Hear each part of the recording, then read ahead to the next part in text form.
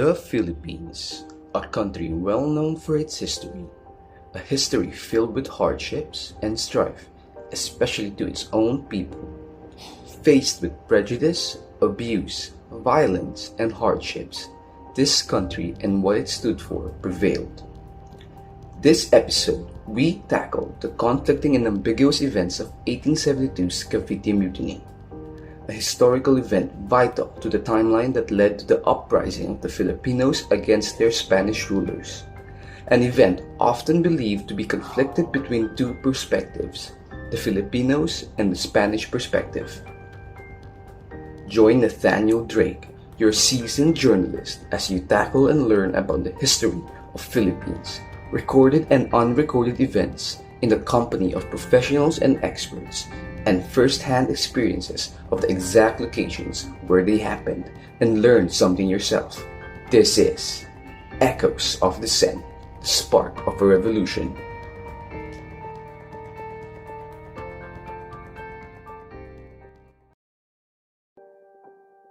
In the twilight of Spanish domination, the Philippines is a land simmering with discontent. Beneath the surface of a colonial grandeur, a quiet resistance is growing among the oppressed natives. Against this backdrop, the Spanish colonial government imposes a harsh decree. Filipino workers at the Cavite arsenal are stripped of their tax exemptions and required to pay a tribute to the crown. This small injustice, seemingly inconsequential to the ruling elite, today, we have the opportunity to discuss this with our very own history professors here in Cebu Mary Immaculate College, who is more than willing to discuss with us more into details as to what occurred during then. Let's go. Good afternoon, Professor. Thank you so much for being with us. It's my pleasure. Thank you so much for having me. So, Professor, if you don't mind us asking, can you give us a premise and insight on the Cavite Mutiny on 1872? The 1872 Cavite Mutiny was a pivotal event in Philippine history, marking the early rumblings of the eventual revolution against Spanish colonial rule. In the twilight of Spanish domination, the Philippines is a land simmering with discontent. Beneath the surface of colonial grandeur, a quiet resistance is growing among the oppressed natives. Against this backdrop, the Spanish colonial government imposes a harsh decree. Filipino workers at the Cavite arsenal are stripped of their tax exemptions and required to pay a tribute to the crown. This small injustice, seemingly inconsequential to the ruling elite, becomes the spark for an uprising. As tensions arise, an accidental shot rings out at Fort San Felipe, where disgruntled laborers and soldiers have secretly gathered. Chaos ensues, but the mutiny is swiftly crushed. Yet its ripples spread far and wide, igniting fear in the colonial government. In their paranoia, they accused three priests, Gomez, Burgos, and Zamora, of masterminding the rebellion. Their trial and execution sent shockwaves through the nation, transforming them into martyrs and galvanizing a fragmented people into a unified call for freedom. But beneath the official narrative lies a deeper mystery. Was the Cavite Mutiny a spontaneous act of rebellion, or was it the result of a careful manipulation by colonial powers eager to justify a crackdown on the reformists? As the truth fades into the shadows of history, the mutiny stands as both a cautionary tale of oppression and a rallying cry for liberation. Yes, which brings us of the two perspectives of what had occurred during then, the Filipino and Spanish perspective. To start it off, we had Jose Montero y Vidal, a Spanish historian, documented the Cavite Mutiny as an attempt by the Indios to overthrow Spanish rule in the Philippines. We also had one of the important figures, Governor General Rafael Izquierdo, who play a major role in amplifying the events to implicate the native clergy, Gomborza. Izquierdo and Montero later agreed that the spark for this mutiny was due to the abolishment of privileges and forced labor upon the workers of the Cavite arsenal, and he especially emphasized the participation of the native clergy Gomborza in convincing the Indians to overthrow the Spaniards by promising them wealth, power, and a seat in the military and government. With all of these accusations he had on hand, he surely had some convincing reasons to pin the blame on the Indios respectively. Yes, that is true, as General Izquierdo himself was the one that reported it. He had reported to the King of Spain that the rebels aimed to overthrow the Spanish government and appoint a new king or hari in the form of Gomborza. He claimed that it was the native clergy that conspired with the Indios in order to incite, persuade, and motivate them to spark such a rebellion. It was also believed that Montero and Izquierdo feared that the alleged rebellion was for something greater, and themselves believed that it was a small step to a larger plan to assassinate the friars and high-ranking officers. That is true, and they had also incited that the supposed signal for this coordinated rebellion was to be firing of rockets in the walls of Intramuros, which had led to the next following events. To discuss the Spanish perspective on the accounts of Spanish historian Jose Montero y Vidal, on January 20, 1872, during the Feast of the Virgin of Loreto in Sampaloc, fireworks were mistaken in Cavite as a signal to launch an attack. Following the plan, Sergeant Lamadrid led 200 men in a revolt, targeting Spanish officers and seizing the arsenal.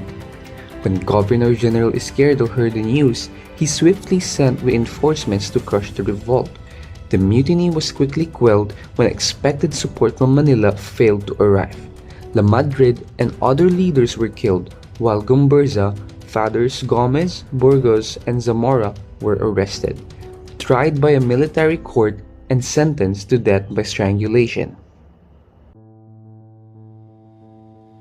On February 17, 1872, the Gomburza were executed as a show of force by the government and religious authorities to discourage future uprisings.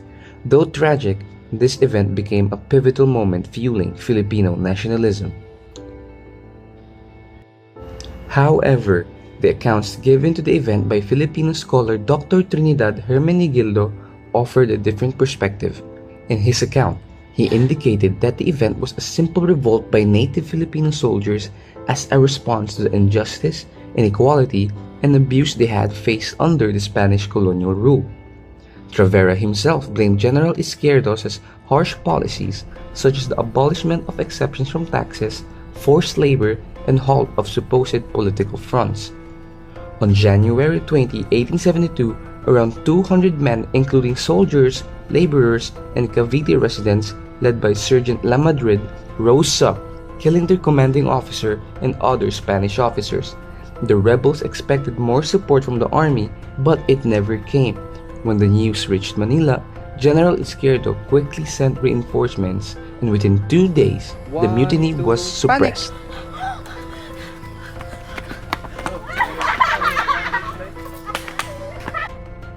To put matters worse, Trinidad believed that Governor General Izquierdo and the Spanish friars exploited the Cavite Mutiny by framing it as a large-scale conspiracy involving soldiers, residents, and the native clergy. But why is that?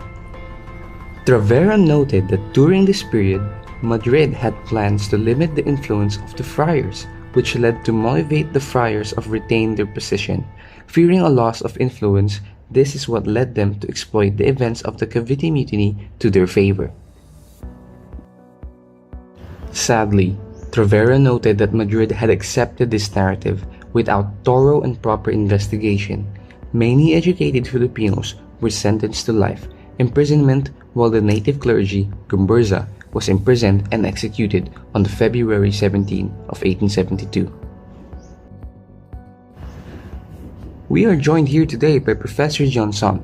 Professor, Thank you for joining us today. It's my pleasure. Thank you so much for having me. So, Professor, can you explain to us the overall impact of Cavite Mutiny in our history and what it led to? The 1872 Cavite Mutiny was a pivotal event in Philippine history, marking the early rumblings of the eventual revolution against Spanish colonial rule. In the twilight of Spanish domination, the Philippines is a land simmering with discontent. Beneath the surface of colonial grandeur, a quiet resistance is growing among the oppressed natives. Against this backdrop, the Spanish colonial government imposes a harsh decree. Filipino workers at the Cavite arsenal are stripped of their tax exemptions and required to pay a tribute to the crown. This small injustice, seemingly inconsequential to the ruling elite, becomes the spark for an uprising. As tensions arise, an accidental shot rings out at Fort San Felipe, where disgruntled laborers and soldiers have secretly gathered. Chaos ensues, but the mutiny is swiftly crushed. Yet its ripples spread far and wide. Thank you, Professor, for that wonderful insight. In 1872, the quiet shores of Cavite were rocked by gunfire and rebellion. What began as a minor uprising by discontented Filipino workers and soldiers was swiftly painted by the Spanish authorities as a grand conspiracy, a conspiracy they used to silence the voices of reform and justice. The execution of Fathers Mariano Gomez, Jose Burgos, and Jacinto Zamora sent shockwaves across the archipelago. Their deaths became a rallying cry for the Filipino people, a symbol of the oppressive weight of Spanish colonial rule. These martyrs lit the fire of a nationalism that would burn in the hearts of the next generation. From the tragedy of the Cavite Mutiny rose the propaganda movement, an era of enlightenment where Filipinos demanded reforms and equality. But when peaceful efforts failed, their cries evolved into revolution. By 1896, the dream of freedom became a reality forged in blood and sacrifice. The Cavite Mutiny was not just a failed uprising. It was a spark that ignited a nation's fight for self-determination. From its echoes, a new identity emerged for the Filipino people, proud, united, and resolute in their pursuit of freedom.